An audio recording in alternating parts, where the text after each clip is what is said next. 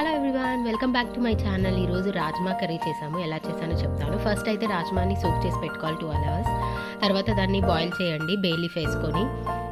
ఇప్పుడు ప్యాన్ పెట్టి అందులో ఆయిల్ వేసి జీలకర్ర, ఆవాలు, ఆనియన్, పచ్చిమిర్చి, కరివేపాకు అన్నీ వేసి మంచిగా ఫ్రై అయ్యే వరకు వాటిని వేయించండి. తర్వాత దానిలో అల్లం వెల్లిపాయ పేస్ట్ అండ్ టమాటో ప్యూరీ కూడా వేయండి. బాగా నూనె తేలే వరకు దాన్ని బాగా ఫ్రై చేయండి.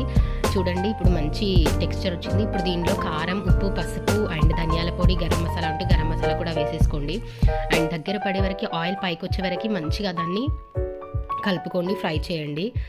అండ్ నెక్స్ట్ దీంట్లో ఇంతకుముందు మనం ఉడకబెట్టిన రాజ్మా ఉంది కదా, అది ఆ నీరుతో పాటు దీనిలో వేసేసేయండి. అప్పుడే దాని యొక్క టేస్ట్ అనేది వెళ్ళిపోకుండా ఉంటుంది. అండ్ కొంచెం దగ్గర పడిన కొంచెం వాటరీ జ్యూసీ ఉంటేనే మనకి మంచిగా ఉంటుంది. అండ్ లాస్ట్ కొరియాండర్ వేసేయండి. అంతే, రాజ్మా రెడీ అయిపోతుంది. అండ్ ఎంతో హెల్దీ అండ్ టేస్టీ